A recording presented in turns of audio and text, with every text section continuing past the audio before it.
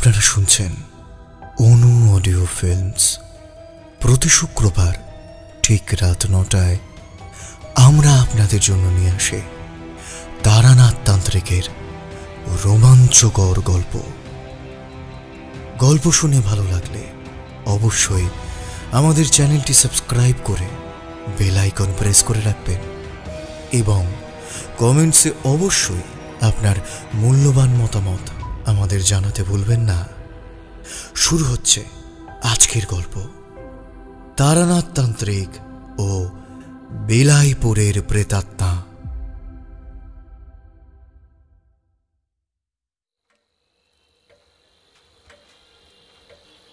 সেদিন মঠলেনে তারানাথের বাড়ি গিয়ে দেখি তারানাথ তার বাড়ির বৈঠকখানায় চুপ করে বসে রয়েছে আর মাঝে মাঝে গড়গড়ায় টান দিচ্ছে।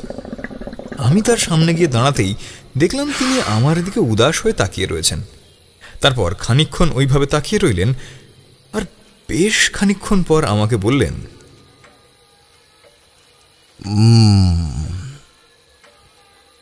বুঝলে বিভূতি, আজ মায়ের কথা বড্ড মনে পড়ছে। আজ যদি মা থাকতেন তাহলে এতক্ষণে আমার নামে মন্দিরে পুজো দিয়ে আমার জন্য পায়েস রান্না করতেন। আমি বললাম, কেন ঠাকুরমশাই, আজ কি আপনার জন্মদিন? এই দিনে আমি পৃথিবীতে আবির্ভূত হয়েছিলাম, আর এই দিনে আকাশের উপর থেকে একটা নীল উল্কা ছুটে গিয়েছিল। সে কথা তো তোমাদের আগেই বলেছি। তবে আমার চারিমা আমার মায়ের অভাবটা কিছুটা পূরণ করেছে। সকালবেলা উঠে স্নান সেরে লাল পাড় সাদা শাড়ি পরে আমার নামে মন্দিরে গিয়ে পুজো দিয়েছে। তারপর সেই প্রসাদ আমাকে খাইয়েছে, আমার জন্য পায়েস রান্না করেছে। তবে মা তো মাই হয়, বলো? হ্যাঁ ঠাকুরমশাই, মায়ের সঙ্গে তুলনা কারোর হয় না। হ্যাঁ, তবে কি জানো, চারিমা আমার ঘরে না এলে এই বুড়ো বয়সে যে কোথায় ভেসে যেতাম তার কোনো ঠিক নেই। আমার মা, আমার জন্মদাত্রী মা যেন চারি হয়ে আমার কাছে আবার ফিরে এসেছে। এই বলে তারানাথ চুপ করলেন। তারপর খানিকক্ষণ চুপ করে থেকে আমার দিকে তাকিয়ে প্রশ্ন করলেন, তা কিশোরী এলো না? না ঠাকুরমশাই, কিশোরী আজ আসতে পারেনি। কিশোরী বৌঠানকে নিয়ে ওদের গ্রামের বাড়িতে গেছে। আসলে ওর বাবা খুব অসুস্থ, তাই সে গ্রামের বাড়ি গেছে আর কি। ও, তা বেশ বেশ। তাহলে তুমি আজ রাতের খাবারটা এখানেই খেয়ে নিও, বুঝলে? বেশ ঠাকুরমশাই। তো বৌমাকেও তো সাথে নিয়ে আসতে পারতে। বৌমা আবার ওখানে একা হাত পুড়িয়ে রান্না করবে কেন? দাঁড়াও দাঁড়াও, ভজাকে বাজাই বৌমাকে নিয়ে আসতে। এই বলে তারানাথ ভজাকে উদ্দেশ্য করে একটা হাঁক পারল। এই ভজা, ভজা, কোথায় গেলি রে? আয় এদিকে তাড়াতাড়ি আয় তো। বাড়ির ভিতর থেকে ভজা তারানাথকে উদ্দেশ্য করে বলল, যাই বাবু, আসছি। খানিকক্ষণ পর ভজা আর চারি দুহাতে দুই রেকাবি নিয়ে বৈঠকখানে প্রবেশ করলো। তারপর রেকাবি দুটো আমাদের সামনে নামিয়ে রাখলো টেবিলে। আমি দেখলাম রেকাবি দুটোতে থরে থরে খাবার সাজানো। এক বাটি পায়েস, এক থালায় 5-6 রকমের মিষ্টি, রাবড়ি। এইসব দেখে আমি কিঞ্চিত লজ্জা পেলাম। তারপর চারিকে বললাম, চারি, এইসব কি করেছিস মা? এত কিছু? তাতে কি হয়েছে কাকা বাবু? এই তো সামান্য কিছু খাবার, এইটুকু তুমি ঠিক খেতে পারবে।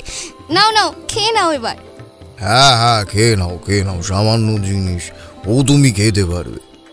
এমনিতে তো সামান্য একটু মুড়ি মাখা ছাড়া তোমাদের আর কিছুই খাওয়াতে পারি না। তাতে কি হয়েছে ঠাকুরমশাই? আপনি যে আমাদের আপনার জীবনের বিভিন্ন অভিজ্ঞতার কথা শোনান, এইটাই তো অনেক। তা ঠিক আছে। আপনি আমায় ডাকছেন বাবু? হ্যাঁ, ডাকছিলাম। তুই একবার বিভূতির বাড়ি যা, সেখানে গিয়ে বৌমাকে ডেকে নিয়ে যা। বৌমাকে ডেকে বলবি আমি ডেকেছি। হ্যাঁ, বলবি বিভূতিও এখানে আছে। যা যা যা। এক্ষুনি যাচ্ছি বাবু, মা ঠাকুরনকে ডেকে আনছি। এই বলে ভজা বেরিয়ে গেল। এর মধ্যে আমি খেতে শুরু করেছি। খাওয়া দাওয়া শেষ করে হাত মুখ ধুয়ে আমি আর তারানাথ গল্প করতে লাগলাম। আধ ঘন্টা পর ভজা আমার স্ত্রীকে নিয়ে এলো তারানাথের বাড়িতে। আমার স্ত্রী ঘরে ঢুকে এক মাথা ঘুমটা টেনে প্রথমে ঠাকুরমশাইকে প্রণাম করলেন। তাই দেখে আমিও ঠাকুরমশাইকে প্রণাম করলাম। তারপর ঠাকুরমশাই আমাদের দুজনকেই আশীর্বাদ করলেন। তারপর আমরা দুজনেই ঠাকুরমশাইয়ের সামনে একটা চৌকির উপর বসলাম। বৌমা, আজকের খাবারটা তোমরা আমার বাড়িতেই খেয়ে যাবে, কেমন? তাই তোমাদের ডেকে পাঠালাম। আজ আমার জন্মদিন। সে যাক, তুমি এলে আমার খুব ভালো লাগলো। তুমি আজ আমাদের সঙ্গে বসে গল্প শুনবে। কে বৌমা, শুনবে তো? আমার স্ত্রী চুপ করে রইলেন। সেই দেখে ঠাকুরমশাই বললেন, আহা, এতে লজ্জা পাওয়ার কি আছে? তুমি তো আমার মা। এই কথা শুনে স্ত্রীর মনে একটু সাহস হলো। তার লজ্জার ভাবটা কিছুটা হলেও কাটল।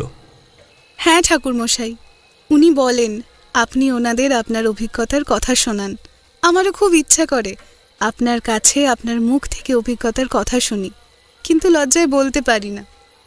আহা হা হা, এত লজ্জার কিছু নেই। তুমি মাঝে মাঝে বিভূতির সঙ্গে এখানে চলে আসবে।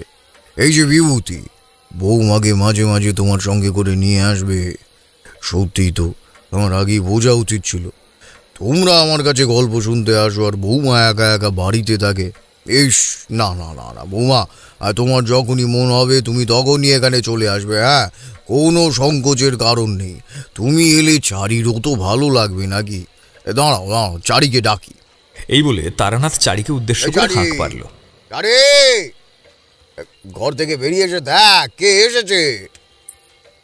তারানাথের কথা শুনে চারি ঘর থেকে বেরিয়ে এসে আমার স্ত্রীকে দেখে খুব খুশি হলো। আরে কাকিমা, তুমি এসেছো? আমি খুব খুশি হয়েছি, এসো। এই কথা শুনে আমার স্ত্রীও হেসে ফেললেন।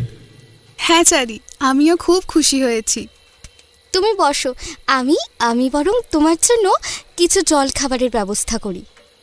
আরে না না চারি, আমার জন্য আর তোমাকে জলখাবারের ব্যবস্থা করতে হবে না, এত কষ্ট করতে হবে না। বা, এতে কষ্টের কি আছে শুনি? তুমি বসো, আমি এক্ষুনি আসছি। আজকে আমি আর ভজাদা তোমাদের সঙ্গে বসে গল্প শুনবো, কেমন? আমি এক্ষুনি আসছি। এই বলে চারি রান্নাঘরের দিকে চলে গেল। সঙ্গে সঙ্গে আমার স্ত্রীও চারির সঙ্গে চারিকে সাহায্য করতে গেল। খানিকক্ষণ পর আমার স্ত্রী, চারি ও ভজা তিনটে রেকাবি নিয়ে এলো। একটাতে আমার আর ঠাকুরমশাইয়ের জন্য চা, অন্য দুটোতে জল খাবার। ও হ্যাঁ, আমাদের জন্য কুঁচো নিমকিও ছিল, যা চারি নিজের হাতে বানিয়েছিল। চারি, এই তো কিছুক্ষণ আগে এতগুলো খাবার খেলাম, আবার নিমকি কেন? তাতে কি হয়েছে কাকাবাবু? চায়ের সঙ্গে নিমকি তো খুব ভালো লাগে, খাও না। হ্যাঁ হ্যাঁ, খাচ্ছি চারি।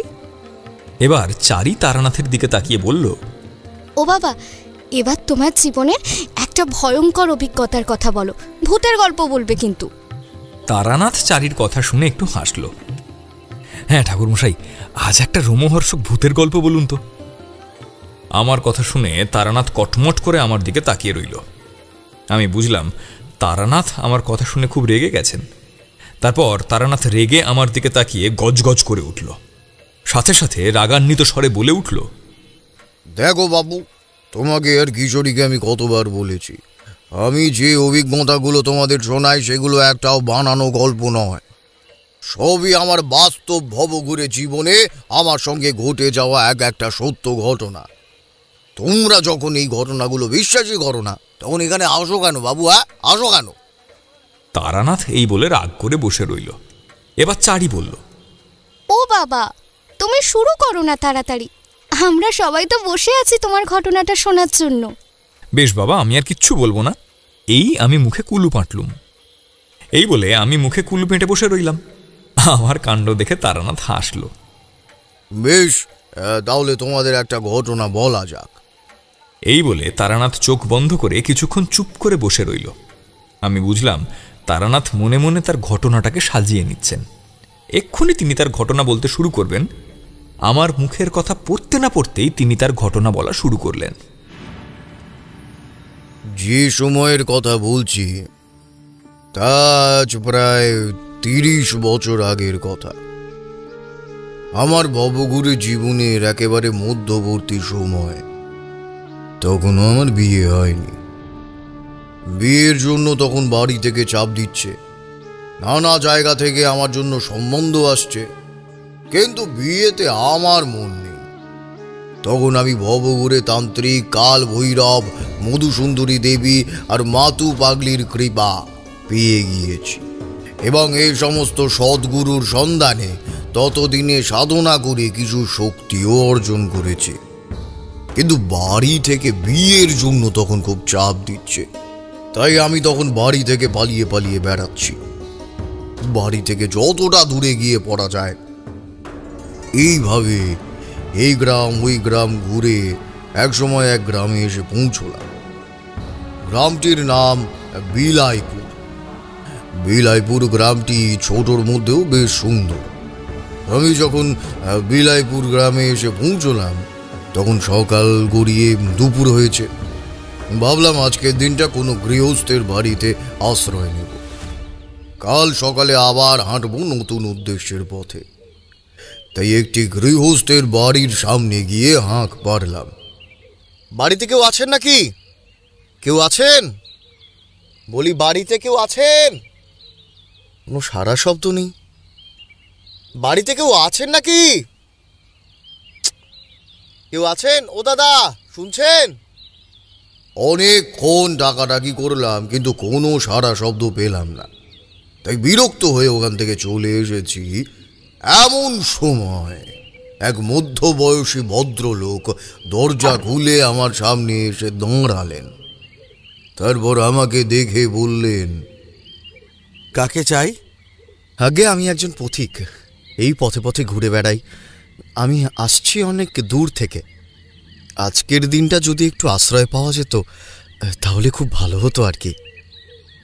ভদ্রলোক আমাকে আপাদমস্তক দেখে নিয়ে বললেন, আপনাকে তো দেখে মনে হচ্ছে আপনি সন্ন্যাসী। কি সৌভাগ্য আমার, আপনার পায়ের ধুলো আমার বাড়িতে পড়েছে। আসুন আসুন ঠাকুরমশাই, ভেতরে আসুন।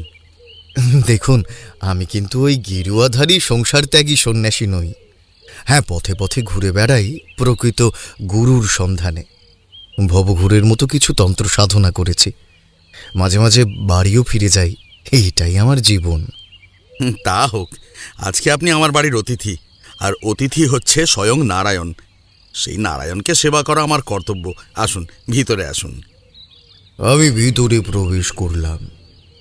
আমাকে ওই লোকটি তার বাড়ির বৈঠকখানায় নিয়ে গিয়ে বসালো। আপনি এখানে বসে একটু বিশ্রাম করুন ঠাকুরমশাই, আমি আপনার জন্য একটু খাবার দাবারের ব্যবস্থা করি। ওহ, দেখেছেন, আমার নামটাই তো আপনাকে বলা হয়নি। আগে আমার নাম নীলমণি তালুকদার। আমার নাম তারানাথ চক্রবর্তী। নীলমণির চোখ দুটো জল জল করে উঠল। আপনি ব্রাহ্মণ? আমি আরও ধন্য হয়ে গেলাম। বসুন ঠাকুরমশাই, আমি ভিতর থেকে আসছি। এই বলে আমাকে বৈঠকখানায় বসিয়ে রেখে সে ঘরের ভেতরে চলে গেল। নীলমণি বেশ খানিকক্ষণ পর একটা কাঁসার থালা, এক ঘুঁটি জল আর একটা নতুন গামছা নিয়ে আমার পা ধুয়ে দিতে এলো। আমি আপত্তি করে বললাম, আরে না না না না না না না, এইসবের কোনো প্রয়োজন নেই, কোনো প্রয়োজন নেই এসবের। তাতে কি হয়েছে ঠাকুরমশাই? আপনি ব্রাহ্মণ মানুষ, ব্রাহ্মণের সেবা করা আমার কর্তব্য, আর ব্রাহ্মণ সেবা করলে আমার কল্যাণ হবে। আর তাছাড়া আপনি আমার গৃহে বাস করলে আমার বিপদটাও খানিকটা হলেও কমবে। বিপদ? কিসের বিপদ? আমাকে সব খুলে বলো, না হলে যে আমি কিছুই করতে পারবো না। নীলমণি আমার পায়ের কাছে ধপ করে বসে পড়ল। ঠাকুরমশাই, আমাদের গ্রাম বরাবরই শান্ত আর নির্ঝঞ্ঝাটপূর্ণ। আমাদের গ্রামে সবাই মিলেমিশে একসঙ্গে থাকে, সবাই সবাইকে সাহায্য করে, কোনো ঝুট ঝঞ্ঝাট নেই। আমাদের এখানে এইভাবে ভালোই চলছিল জানেন, কিন্তু হঠাৎ হঠাৎ আমাদের গ্রামে একটা ভয়ঙ্কর বিপদ উপস্থিত হলো। কেন? কি হয়েছিল? কি আর বলবো ঠাকুরমশাই, আজ থেকে 2 মাস আগে আমাদের গ্রামে এক ভয়ঙ্কর অভিশাপ নেমে এলো। আজ থেকে 2 মাস আগে আমাদের গ্রাম থেকে 2টো বাচ্চা নিখোঁজ হয়ে গেল। সকালে উঠে দেখি বাচ্চা 2টো নিখোঁজ।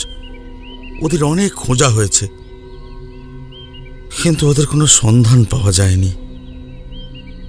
সেই শুরু ঠাকুরমশাই।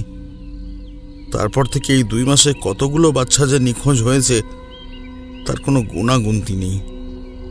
শুধু বাচ্চা নয় ঠাকুরমশাই, বাচ্চা থেকে বুড়ো কেউই বাদ পড়ছে না, সবাই নিখোঁজ হয়েছে।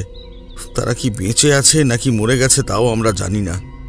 আমরা গোটা গ্রাম মিলে অনেক খুঁজেছি ঠাকুরমশাই, অনেক খুঁজতে খুঁজতে হাঁপিয়ে গেছি, কিন্তু ওদের কোনো সন্ধান পাওয়া যায়নি।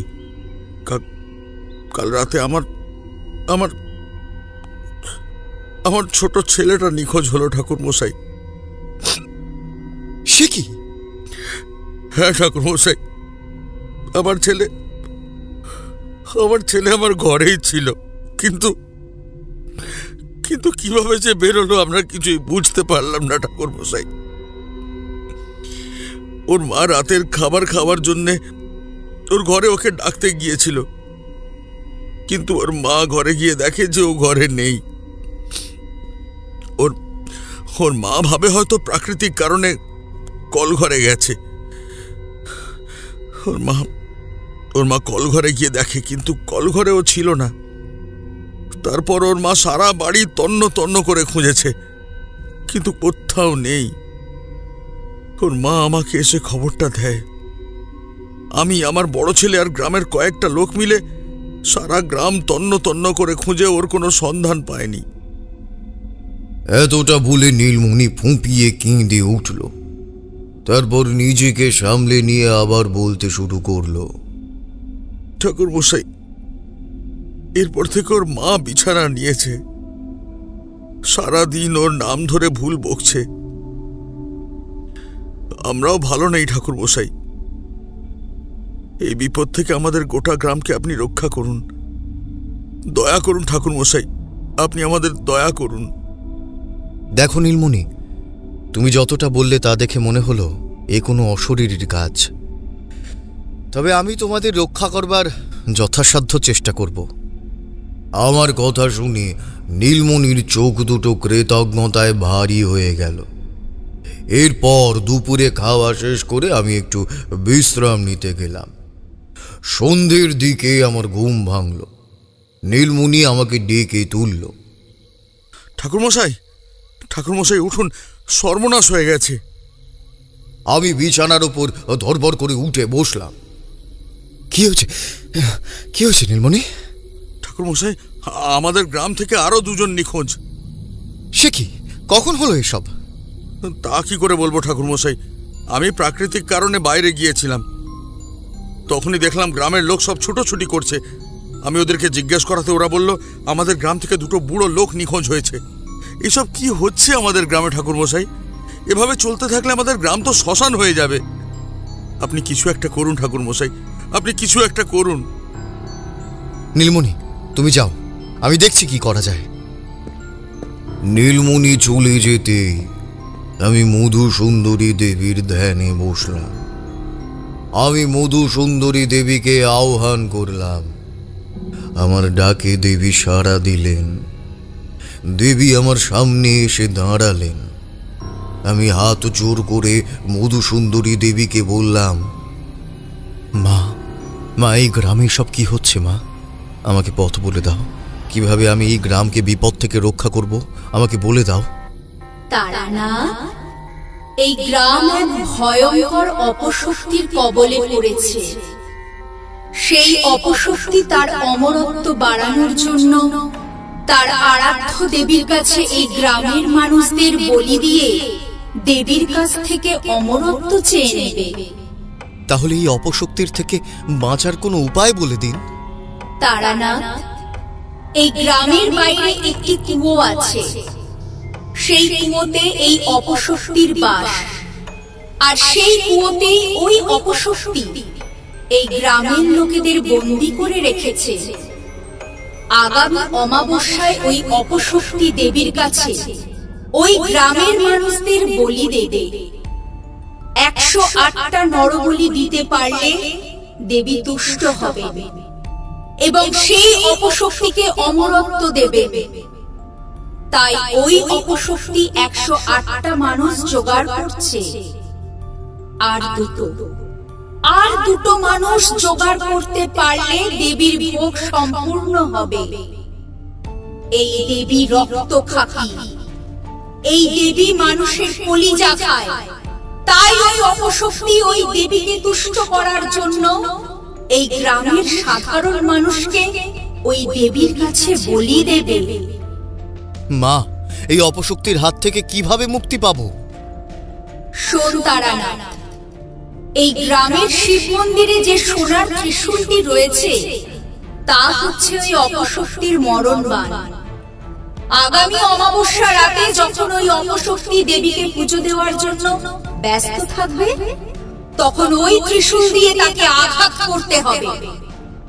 কিন্তু এই আঘাত খুব সন্তর্পণে করতে হবে, আর এই ত্রিশূল একবারই কাজ করবে। তুই যদি ব্যর্থ হোস তাহলে ওই অপশক্তি তোকে মেরে ফেলবে। তাই যা করবি খুব সাবধানে করবি। এই বলে দেবী অদৃশ্য হয়ে যায়। সেদিন রাতে আমি নীলমণিকে সব কথা খুলে বলি। হ্যাঁ ঠাকুর মশাই, আমাদের গ্রামের বাইরে একটা পরিত্যক্ত কুয়ো আছে বটে। কি সর্বনাশ! ওই কুয়োতে ওই অপশক্তি বাসা বেঁধেছে। ঠাকুর মশাই, তাহলে এখন কি হবে? চিন্তার কিছু নেই, ওই অপশক্তিকে মারার একটা উপায় আমি খুঁজে পেয়েছি। তুমি আমাকে কাল সকালে তোমাদের গ্রামের শিব মন্দিরে নিয়ে যেতে পারবে? হ্যাঁ, নিয়ে যেতে পারবো না কেন, নিশ্চয়ই নিয়ে যাব। ঠিক আছে। সেদিন রাতে খাওয়া দাওয়া শেষ করে আমি শুয়ে পড়লাম।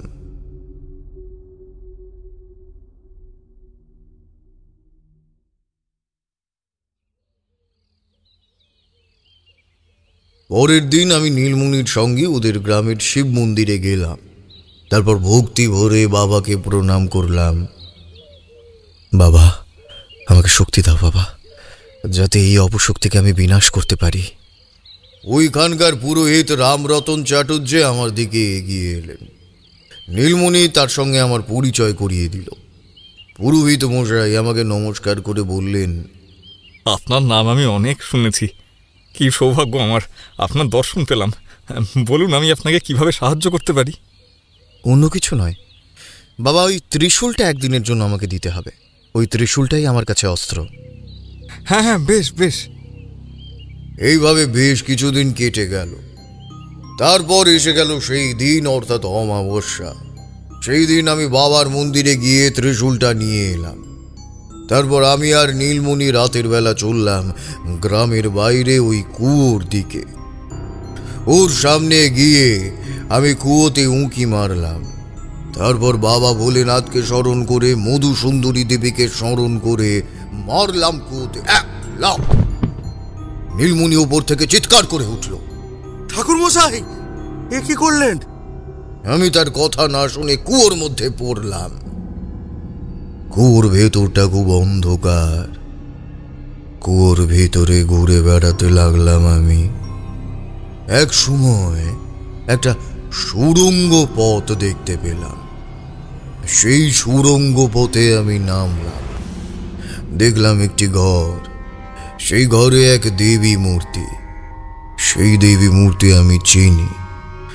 সেই মূর্তি হচ্ছে নিম্নতন্ত্রের এক দেবী মূর্তি। এই দেবীর নাম দেবী করালগড়ি। এবার আমি আর চুপ করে থাকতে পারলাম না। ঠাকুরমশাই, করালগড়ি পুজো করলে কি হয়? করালগড়ি নিম্নতন্ত্রের এক দেবীর নাম। এই দেবী নিজেই রাক্ষসী, তাই নিম্নতন্ত্রে এই দেবীকে রাক্ষসী করালগড়িও বলা হয়। করালগড়ি পুজো অতি গোপনীয় স্থানে করতে হয়। আর এই পুজো যে করবে সে সহস্র বছর অমরত্ব লাভ করবে। এই দেবীর সাধনা সবাই করতে পারে না। শুধু নিম্নতন্ত্রের সাধক বা কোনো অশরীরী এই পুজো করতে পারে। এই দেবীর পুজোয় অনেক উপকরণ লাগে, তবে তার মধ্যে যেটা সবচেয়ে বেশি প্রয়োজন সেটা হলো যে সাধক বা সাধিকা বা কোনো অশরীরী যেই পুজো করুক না কেন, সেই মানুষটির পাঁজরের হাড় আর রক্ত দেবীর কাছে অর্পণ করতে হয়। তারানাথের কথা শুনে সবাই চমকে উঠলাম। আর লাগে 108টা জ্যান্ত মানুষ। পুজো সম্পূর্ণ হলে দেবী সাধককে অমরত্বের বর দেন। আমি ওই ঘরে ঢুকে মধুসুন্দরী দেবী আর কাল ভৈরবকে স্মরণ করে ওই ত্রিশূলটা বাগিয়ে ওই অপশক্তির গায়ে মারতে যাব, ঠিক এমন সময় ওই অপশক্তি আমাকে এক ধাক্কায় সরিয়ে দিল। আমি ছিটকে পড়ে গেলাম মাটিতে। ওই অপশক্তি আমার দিকে তার রক্ত জবার মতো লাল দুটি চোখ নিয়ে তাকালো।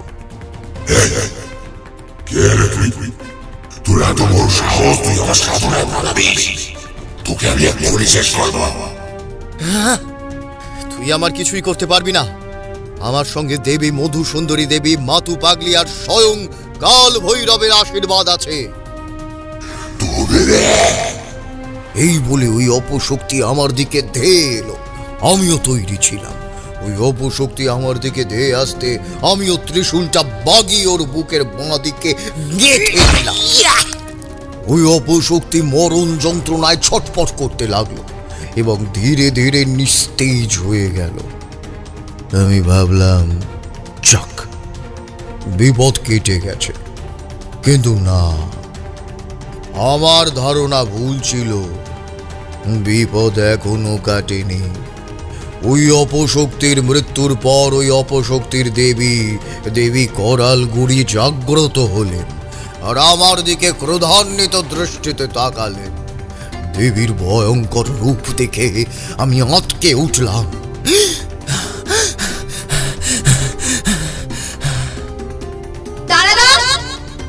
তুই জানিস না তারানাথ, তুই কি ভুল করলি? তুই আমার পুজোয় বাধা দিয়ে আমার ভক্তকে মেরে মোটেও ঠিক করিসনি। এবার তুই আর এখান থেকে বেঁচে ফিরতে পারবি না। এই বলে দেবী তার সর্বনাশী এবং রাক্ষসী রূপ নিয়ে আমার দিকে এগিয়ে এলেন। আমিও ততক্ষণে মধুসুন্দরী দেবীর ধ্যান মন্ত্র আওড়াতে শুরু করেছি।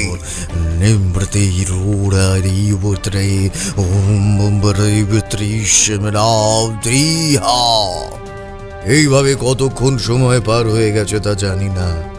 তবে সেদিন মধুসুন্দরী দেবী আমার ডাকে সাড়া দিলেন। তারপর আমার কাছে এলেন। তারপর বললেন, তারানাথ, তোকে এই বিপদ থেকে নিজেকে নিজে রক্ষা করতে হবে। আমি শুধু তোকে পথ বাতলে দিতে পারি। কি উপায় বলো মা। ওই দেবীকে শেষ করার একটাই পথ, সেটা হচ্ছে তোর হাতে ধরে থাকা পবিত্র ত্রিশূলটা। এই ত্রিশূলটা দিয়ে তোকে ওই দেবীর একদম কপাল বরাবর বসিয়ে দিতে হবে। তবেই চিরতরে এই দেবীর বিনাশ ঘটবে। তবে এই সুযোগ কিন্তু তুই একবারই পাবি। যদি অসফল হোস তবে তোর মৃত্যু নিশ্চিত। আমিও তোকে বাঁচাতে পারবো না তারানাথ, মনে রাখিস কথাটা। এই বলে দেবী অদৃশ্য হয়ে গেলেন। আমিও তৈরি হয়েছিলাম। দেবীর কথা মতো আমি ওই করালগুড়ি দেবীর মাঝ বরাবর ওই ত্রিশূলটা গেঁথে দিলাম। সেই দেবী মরণ যন্ত্রণায় আর্তনাদ করে উঠল এবং চিরকালের মতো দেবীর বিনাশ ঘটল।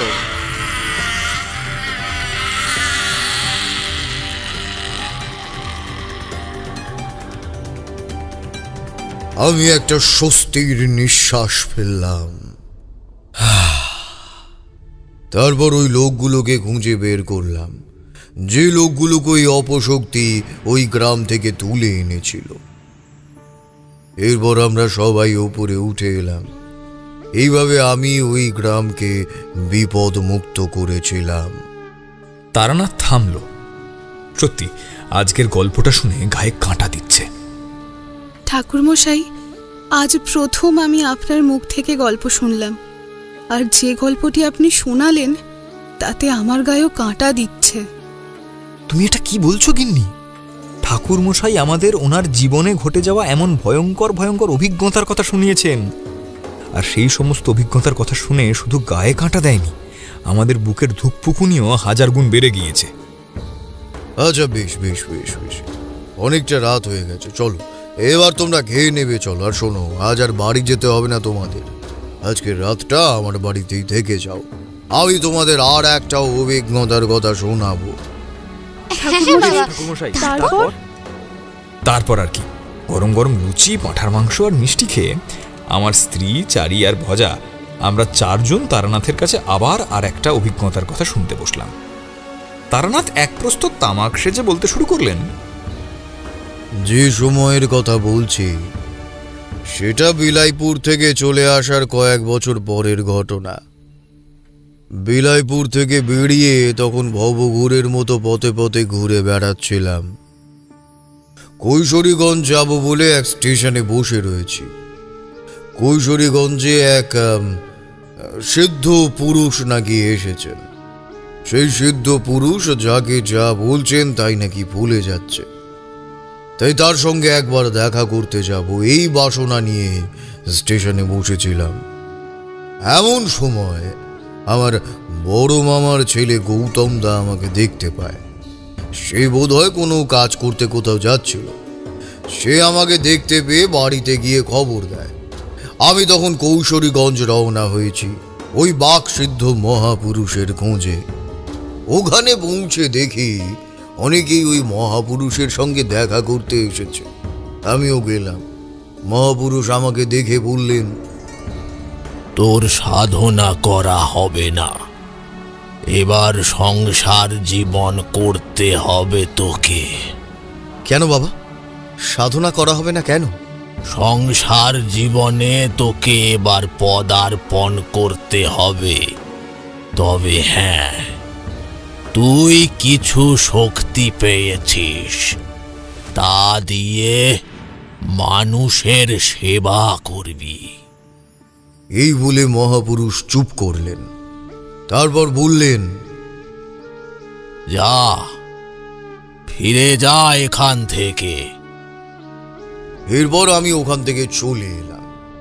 ওখান থেকে চলে যখন আসছি তখনই আমার বাড়ির লোক আমাকে বাড়ি নিয়ে গেলেন। তারপর বিয়ের সম্বন্ধ দেখে সংসার জীবন আমার ভাগ্যে একেবারে লিখে দিলেন। তারপর ধীরে ধীরে সংসার জীবন করতে লাগলাম। কলকাতায় এসে বাসা বাঁধলাম, চারি হলো। এরপর আমার এখানে পয়সার জমতে লাগলো, টাকা পয়সা ভালোই রোজগার হলো। এইভাবে ধীরে ধীরে আমার নাম ছড়িয়ে পড়তে লাগলো। একদিন বৈঠকখানায় ছোট্ট চারিকে নিয়ে বসে আছি। চারি তখন খুবই ছোট, সবে কথা বলতে শিখেছে। এমন সময় এক ভদ্রলোক আমার সঙ্গে দেখা করতে এলেন। ভদ্রলোকটি বেশ সুপুরুষ। ভদ্রলোক আমাকে নমস্কার করে বললেন, নমস্কার, এটা কি তারানাথ জ্যোতির্বিদের বাড়ি? আগে হ্যাঁ, আমি তারানাথ। কি দরকার বলুন? নমস্কার, আমার নাম কুমার রঞ্জন ঘোষ। আগে আমি আসছি চটাইপুর গ্রাম থেকে। খুব বিপদে পড়ে আপনার কাছে এসেছি ঠাকুরমশাই। দয়া করে এই বিপদ থেকে আমাদের রক্ষা করুন। বিপদটা কি যদি বলেন? আচ্ছা, আগে আপনি ভিতরে আসুন। উনি ভিতরে এলেন। তারপর চারিকে দেখে বললেন, আপনার মেয়ে? আগে হ্যাঁ, বসুন, ও কোনো বিরক্ত করবে না, ও খুব শান্ত। চারির মা একবার উকি মেরে দেখে গেল। আমি চারির মাকে ইশারায় বললাম, চারি এখানেই থাক। চারির মা আমার কথা শুনে ভিতরে চলে গেল। আমি ভদ্রলোকটিকে বৈঠকখানায় নিয়ে গিয়ে বসালাম। চারি খেলনা নিয়ে খেলতে ব্যস্ত। ছোটবেলা থেকেই চারি খুব শান্ত, ও কাউকে কখনো বিরক্ত করে না। চারি নিজের মতো খেলছে। আমি ভদ্রলোককে জিজ্ঞাসা করলাম, বলুন কি দরকার? আজ্ঞে ঠাকুরমশাই, খুব বিপদ, তাই তো আপনার কাছে এসেছি। বিপদ? বিপদটা কি? আজ্ঞে, বিপদটা আমার বাড়ির। আমি চটাইপুর গ্রামের এক মধ্যবিত্ত লোক, কোনোভাবে খেটে খাই আর কি। আমাদের পরিবারের অভাব থাকতে পারে, কিন্তু কখনো কোনো বিপদ হয়নি। মাস চারেক আগে আমাদের পরিবারের এক ভয়ঙ্কর বিপদের সূত্রপাত হলো। আমার বড় ছেলে এক জমিদার বাড়ির মেয়েকে বিয়ে করে আনলো। আমরা বাড়ির সবাই তো অবাক। জমিদার বাড়ির মেয়ে এখানে থাকতে পারবে কিনা। তবে মেয়েটি না অল্প দিনেই আমাদের সঙ্গে বেশ মিশে গেল। মেয়েটি খুব ভালো। ওর নাম যোগমায়া। যোগমায়া সত্যি লক্ষ্মী। ও আসার পর থেকে আমাদের অবস্থা আরো ভালো হতে লাগলো। তবে মাস চারেক আগে আমাদের বাড়িতে এক দুর্ঘটনা ঘটে গেল। সেদিন রাতে যোগমায়া কলঘরে গিয়েছিল। হঠাৎ তার চিৎকারে আমাদের বাড়ির সবারই ঘুম ভেঙে যায়। চিৎকার নয় ঠাকুরমশাই, যেন আর্তনাদ। আমরা ছুটে গিয়ে দেখি এক বিভৎস কাণ্ড। কলঘরের সামনে যোগমায়া অজ্ঞান হয়ে পড়ে আছে, আর তার কপাল থেকে গল গল করে রক্ত বেরোচ্ছে। এই কাণ্ড দেখে তো আমরা সবাই বেশ ভয় পেয়ে যাই। সেদিনই ডাক্তার ডাকা হয়। ডাক্তার এসে যোগমায়াকে চিকিৎসা করে যায়। পরের দিন যোগমায়ার জ্ঞান ফিরলে আমরা সবাই তাকে জিজ্ঞাসা করি যে কি হয়েছিল। যোগমায়া বলে, আমি কলঘরে গিয়েছিলাম, হঠাৎ এক বিভৎস মূর্তি আমার ওপর ঝাঁপিয়ে পড়ে। জানি না সে কে, কিন্তু সেই আমার এই রকম অবস্থা করেছে। আমরা সবাই অবাক, কে ওই মূর্তি? তারপর থেকে আমাদের বাড়িতে একেবারে মড়ক লেগে যায়। প্রথমে ওই মূর্তির হাতে আমার বড় ছেলে মারা যায়, তারপর মারা যায় যোগমায়া। এরপর আমাদের পরিবারের আরো কয়েকজন। এইভাবে চলতে চলতে এখন আমরা মোটে 5টা প্রাণীতে দাঁড়িয়েছি। আমাদের বাঁচান ঠাকুরমশাই, আমাদের রক্ষা করুন ঠাকুরমশাই, আমাদের বাঁচান। চিন্তা করবেন না, আমি আপনার সঙ্গে যাব। ভদ্রলোক কিছুটা নিশ্চিন্ত হলেন। তাহলে চলুন, আমি গরুর গাড়ি নিয়ে এসেছি, আপনার কোনো অসুবিধা হবে না। একটু দাঁড়ান, আমি আমার জিনিসপত্রগুলো নিয়ে নিই। এরপর আমি আমার জিনিসপত্র নিয়ে ওই লোকটির সঙ্গে চললাম। লোকটি আমাকে গরুর গাড়ি করে ওই লোকটির গ্রাম চটাইপুরে নিয়ে গেল। চটাইপুর পৌঁছতে পৌঁছতে আমাদের সন্ধে হয়ে গেল। লোকটি আমাকে আদর করে বাড়ির ভিতরে নিয়ে গেল, কিন্তু কি যেন বাড়ির ভিতরে ঢুকতে একটা ব্যবসা গন্ধ পেলাম, খুব বিশ্রী গন্ধ। মনে হলো এখানে কোনো অশুভ শক্তি বাসা বেঁধেছে। এরপর আমি বাড়ির ভেতরে ঢুকলাম। সত্যি বাড়িটা একেবারে নিস্তব্ধ হয়ে আছে, যেন এখানে কোনো প্রাণের অস্তিত্ব নেই। ভদ্রলোক আমাকে তার বাড়ির লোকের সঙ্গে পরিচয় করিয়ে দিলেন। বাড়িতে এখন ভদ্রলোকটির মা, বাবা, স্ত্রী এবং তার একটি পুরনো চাকর থাকেন। ভদ্রলোক আমাকে আদর করে আমার ঘর দেখিয়ে দিলেন। তারপর বললেন, আপনি বিশ্রাম করুন, আমি আসছি। আমি আমার ঘরে বসে চিন্তা করলাম, কে এই অশুভ শক্তি আর কিভাবে একে আমি রোধ করব। খানিকক্ষণ পর কুমার রঞ্জন আমার জন্য খাবার নিয়ে এলেন। আমি খাবার খেয়ে হাত মুখ ধুয়ে শুয়ে পড়লাম। মধ্যরাতে একবার আমার কলঘরে যাওয়ার প্রয়োজন হলো। আমি ঘর থেকে বেরিয়ে কলঘরের দিকে চললাম। কলঘরের কাজ ছেড়ে আমি যখন ফিরে আসছি, এমন সময় একটা কালো ছায়া আমার উপর ঝাঁপিয়ে পড়ল। আমি দেহ বন্ধন আগেই করে রেখেছিলাম, তাই ওই অপশক্তি আমার কোনো ক্ষতি করতে পারল না। আমি ওই অপশক্তিকে বললাম, হে অপশক্তি, তুমি যেই হও, তুমি খুব অন্যায় করছো। এই বাড়ির লোককে মেরে তোমার লাভ কি? লাভ কিছুই নয়, আমাকে আহ্বান করা হয়েছে। যে তোমাকে আহ্বান করেছিল তাকে তো তুমি আগেই মেরে ফেলেছো, তবে এখানে এখনো রয়েছো কেন? কিন্তু আমার কাজ যে শেষ হয়নি। আমি প্রতিজ্ঞা করেছি, এই বাড়িকে আমি ধ্বংস করে ছাড়ব। সে কাজ যতক্ষণ না হচ্ছে, ততক্ষণ আমি এখানেই থাকবো। তুমি ওকে মারলে কেন? ও তো তোমাকে ডেকেছিল।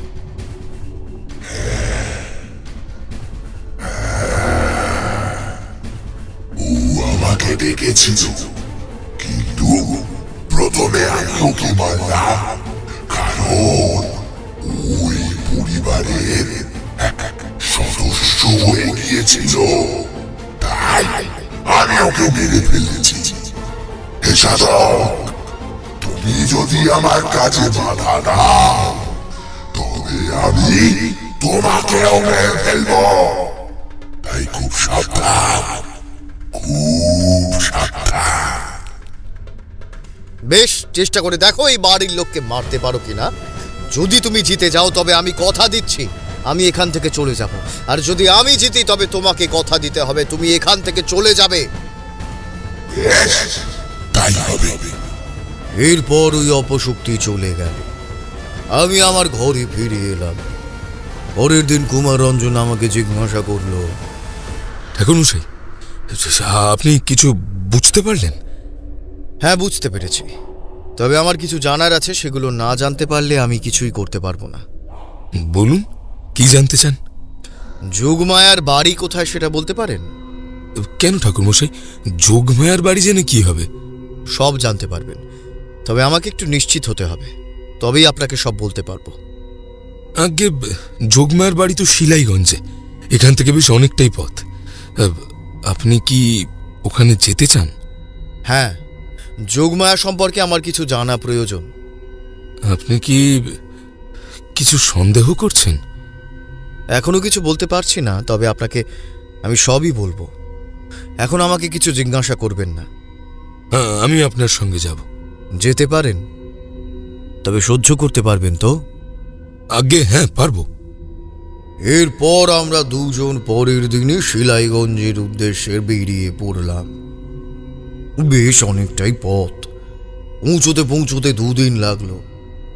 শিলাইগঞ্জ খুবই ছোট জায়গা, সেখানে যোগমায়ার বাড়ি খুঁজে পেতে বেশি সময়ও লাগলো না। যোগমায়ার বাড়িতে তার মা বাবা ছাড়া আর কেউ থাকে না। আমি আর কুমার রঞ্জন যোগমায়ার মা বাবার সঙ্গে কথা বললাম। ওরা যোগমায়া সম্পর্কে আমাদের অনেক কথাই বললেন। যোগমায়া ছিল তাদের একমাত্র সন্তান। ছোট থেকেই খুব হিংসুটে এবং বদমাইশ।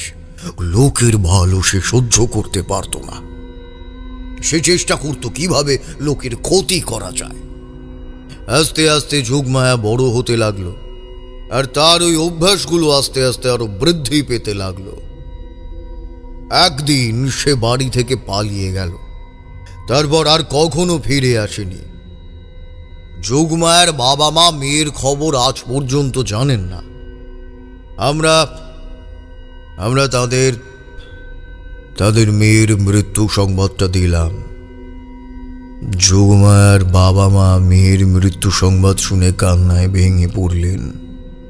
আমার মেয়ে কিভাবে মারা গেল ঠাকুরমশাই? আমি তাদের সব কথা খুলে বললাম। যোগমায়ার বাবা মা বললেন, এমন মেয়ে থাকার চেয়ে নিঃসন্তান হওয়া অনেক ভালো। কতটা দুঃখ পেলে একজন বাবা মা তার মেয়ের সম্পর্কে এমন কথা বলতে পারে আমি ভাবতে পারি না। তাদের আর দুঃখ না দিয়ে আমরা ওখান থেকে চলে এলাম। ঠাকুরমশাই, আমি তো কিছুই বুঝতে পারছি না। আর কয়েকটা দিন ধৈর্য ধরুন, সব জানতে পারবেন। পরের দিন আমরা বেরিয়ে পড়লাম। কোথায় যাচ্ছি জানি না। একটি ছোট স্টেশন থেকে ট্রেন ধরে বাঁকুড়া চললাম। জানি বাঁকুড়া গেলে আমার সব প্রশ্নের উত্তর আমি পেয়ে যাব। বাঁকুড়া গিয়ে আমি কড়াইচণ্ডী মায়ের সঙ্গে দেখা করলাম। কড়াইচণ্ডী মা আমাকে দেখে বললেন, কেন এসেছিস সেখানে? যোগমায়া সম্পর্কে কোনো সাহায্য আমি তোকে করতে পারবো না। চলে যা এখান থেকে। মা, আমাকে দয়া করুন। আমি যে এই পিশাচের হাত থেকে এই পরিবারকে রক্ষা করতে পারবো না যদি না আপনি কিছু বলেন। ঠাকুরমশাই, কড়াইচণ্ডী মা কে? আপনি বা কেন ওনার কাছে গেলেন? রোশো বলছি, আগে পুরোটা শেষ করতে তো দাও। আমি অনেকক্ষণ ওই সাধিকার কাছে হাত জোর করে বসে রইলাম। এবার বোধহয় আমার ওপর ওনার একটু দয়া হলো। উনি বললেন, দেখ বাবা, যোগমায়া এমনি কোনো সাধিকা ছিল না। সে ছিল পিশাচ সিদ্ধ। আমার থেকে পিশাচ মন্ত্র নিয়ে সে মানুষের ক্ষতি করছিল। তাই ওই পিশাচের হাতেই তার মৃত্যু হয়েছে। কিন্তু মৃত্যুর পর তার আত্মা মুক্তি পায়নি। সে ওই পিশাচকে এখনো শক্তি জুগিয়ে যাচ্ছে। এর থেকে বাঁচার উপায় বলুন মা। এর থেকে বাঁচার উপায় তো তুই। হ্যাঁ, তুই আগামী অমাবস্যার রাতে যোগিনী সাধনা কর। একমাত্র যোগিনী শক্তি পারে ওই পিশাচ ও যোগমায়ার অতৃপ্ত আত্মাকে ধ্বংস করতে। কিন্তু মা, যোগিনী সাধনা তো খুব সাংঘাতিক, সেই জন্য তো রক্ত চাই। রক্ত কোথায় পাবো মা? তুই তোর হাতের বুড়ো আঙুলটি থেকে একটু রক্ত নিয়ে যোগিনীকে দিবি। যোগিনী সে রক্ত পেয়ে সন্তুষ্ট হবে। এরপর আমি সাধিকা মাকে প্রণাম করে ওখান থেকে চলে আসি। বাড়ি ফিরে আমি কুমার রঞ্জনকে সব খুলে বললাম। ঠাকুরমশাই, এটাই যদি ওই পিশাচকে মারার একমাত্র উপায় হয়ে থাকে, তাহলে তাহলে আপনি তাই করুন আপনি। এরপর আমি যোগিনী সাধনার জন্য সমস্ত উপকরণ জোগাড় করতে থাকি। যোগিনী সাধনার জন্য পঞ্চমুণ্ডের আসন প্রয়োজন হয়। আমি ওই গ্রামের শ্মশানে পঞ্চমুণ্ডের আসন তৈরি করি। দেখতে দেখতে অমাবস্যা এসে পড়ে। অমাবস্যার দিন মধ্যরাতে আমি পুকুরের জলে স্নান সেরে ওই কাপড়ে পঞ্চমুণ্ডের আসনে বসি। তারপর যজ্ঞকুণ্ড সাজিয়ে যজ্ঞে আগুন ধরিয়ে শুরু করি যোগিনী সাধনা। আমি জোরে জোরে মন্ত্র পাঠ করতে থাকি। ওং ত্রি ভুবন ত্রিশবাদি ত্রিপদে ত্রৈমা ওম শ্রী পরিষতায় দে ধূম রেব ত্রৌজয়া যোগিনী মা ত্রারণী ওম স্বাহা ওম স্বাহা। আমাকে বাধা দেওয়ার জন্য ওই পিশাচ নানা রকম ছল করতে থাকে। কখনো দেখলাম আমার চারিমা যজ্ঞের আগুনের ওপর ভাসছে, কিন্তু সেসব বিষয়ে আমি কোনো গুরুত্ব না দিয়ে মনকে শক্ত করে একাগ্র চিত্তে জোরে জোরে মন্ত্র পড়তে লাগলাম।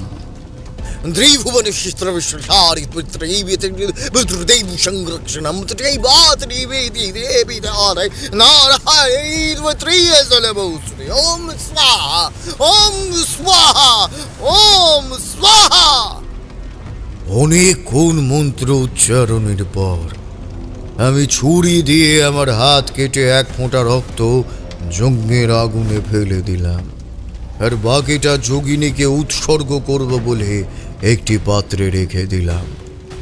এরপর এক আশ্চর্য ঘটনা ঘটল। যজ্ঞের আগুন থেকে এক কালো কুণ্ডলিক করে তো ধোঁয়া বেরিয়ে এলো। আমি বুঝলাম যোগিনীর আবির্ভাব ঘটেছে, আর ওই যোগিনী ওই পিশাচ আর যোগমায়ার অতৃপ্ত আত্মাকে শেষ করবে। আর তাই হলো। অনেকক্ষণ পরে ওই পিশাচ আর যোগমায়ার অতৃপ্ত আত্মার মরণ আর্তনাদ শোনা গেল।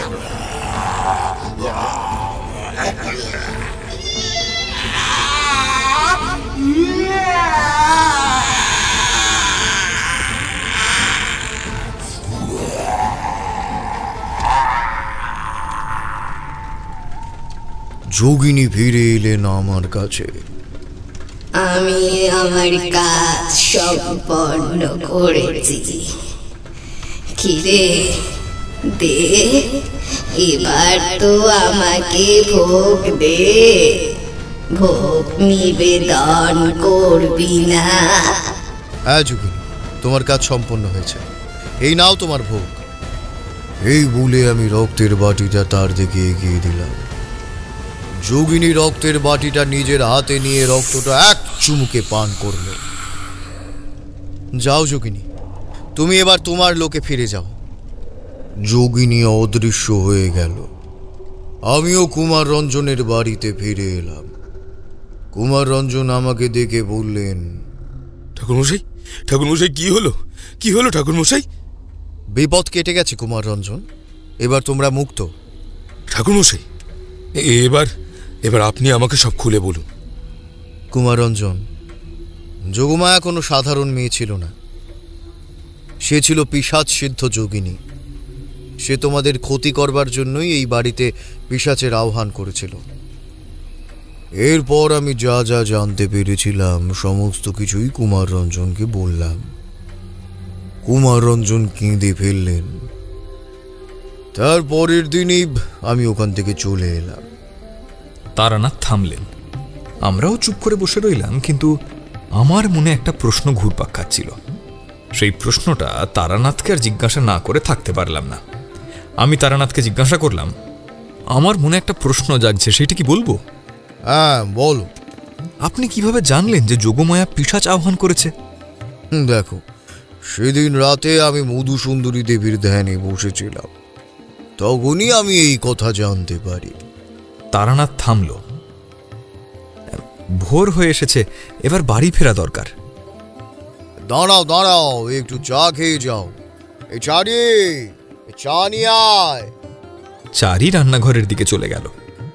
তারপর চা খেয়ে আমি আর আমার স্ত্রী বাড়ির দিকে পদার্পণ করলাম।